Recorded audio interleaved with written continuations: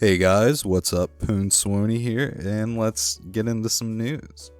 So I'm a little late on this, but I wanted to go out and say Belle Delphine is a genius. Okay, now as most of you know, e-girl extraordinaire Belle Delphine has recently sold her own bath water, and she made a killing. Now a lot of people were outraged at this, but you can't really be mad at the grind. She worked her ass off to make that product. I mean, just look at all that hard work. Ooh. Like, she's literally at a point where she's a walking sack of money. If she ever sold her own toenail clippings, she could easily clear enough to buy a new car or maybe even a house. And yet, us guys are the privileged sex. No matter how good a dude looks, ain't no one on earth finna buy his bathwater. There ain't no horde of sweaty dudes waiting to shill out 30 grand to watch him play Dance Dance Revolution on Twitch.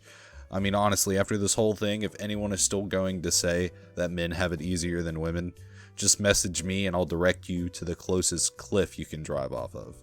I wish I could throw on a diva onesie and splash my ass around in the tub to get some bank, but I'm a dude.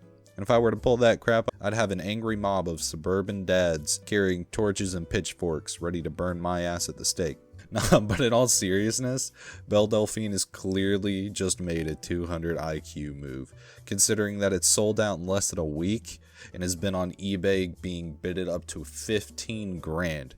Now this just goes to show how desperate some people on the internet are. Like, seriously, if anyone out there bought this product unironically, you need some serious help, because buying it doesn't make her fall in love with you. It isn't making her rub on her old wizard sleeve moaning about how she wants you. All it does is help her and her boyfriend travel so that they can fuck in exotic places. So while Fedora Daddy 69 is beating his schmeat, Belle and her boyfriend are bumping fronts on the fat stack of money you provided for her. Now, I also want to make it clear that I'm not hating on Belle Delphine. What she's done with her Pornhub account and bathwater is pretty smart, and it's clearly worked. The reason why she's so successful is because she knows how to pander to her audience. Now, that's not necessarily a bad thing, but her audience is a bad thing. Her target audience are guys who have My Little Pony wallets that are chained to their belt loop, have at least 2 waifu body pillows, and most likely have a lolicon profile picture on Steam. Now also, let's get into EA's stocks, okay? Now this has made me way happier than it should have. Now EA's stock recently has plummeted. Okay, it's been terrible for the past year. This time last July it was around $151.26, and right now it's around $93. It recently plummeted drastically because of Apex Legends Season 2's Battle Pass. Now, I was completely wrong about that. It did way worse than I thought it was going to do. It was just one of those things that sounded, like, hey, they finally listened. But nope, they didn't listen at all. Their stocks plummeted like 7% 3 days after Apex Legends Season 2's Battle Pass was released. So, all in all, EA's definitely taking it up the pooper. And I'm kind of glad to see that happening. Maybe they'll actually learn something, but it's EA, so I doubt it. Now, I also want to get into Obsidian.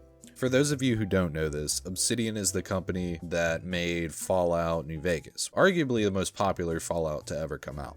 They're in the process of making a new game called The Outer Worlds, and it looks like it's going to be a decent RPG. Now, they came out recently and said that their game, The Outer Worlds, is not a politically charged game. The co-director of the game said, "I don't want people to think this is a really hard politically charged game. It's supposed to be fun. It's supposed to be humorous." I agree with that 110%. It's obvious that games nowadays have to bend over the barrel for the social justice standards set by the blue-haired piranhas on Twitter. They say the game is more about how power is used against people who don't have it rather than acting as a critique for capitalism. It can be insidious the way which people control the stories and tell you about the world. If you let other people control the narrative, then they can control you to a certain degree. He said that he and other members of the development team grew up during the onslaught of consumer culture. As such, the developers are familiar with those events and will use the game to poke fun at it, which is good. I'm excited to see a company that's willing to poke fun at politics instead of having to pick a side. Obsidian's aim with The Outer Worlds is to tell a story and write characters that look at all aspects of issues. The last thing we want to do is make a game that people feel is lecturing them.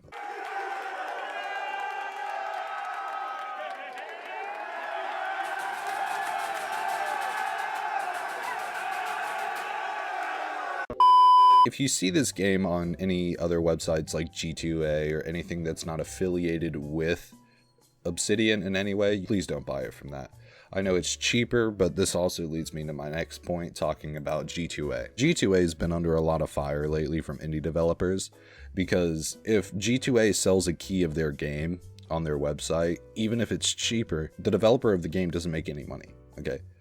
It's completely out of their hands, and it's kind of scummy, you know what I mean? Because they write it off as if they're doing the developers a favor and the community a favor by selling games for cheaper.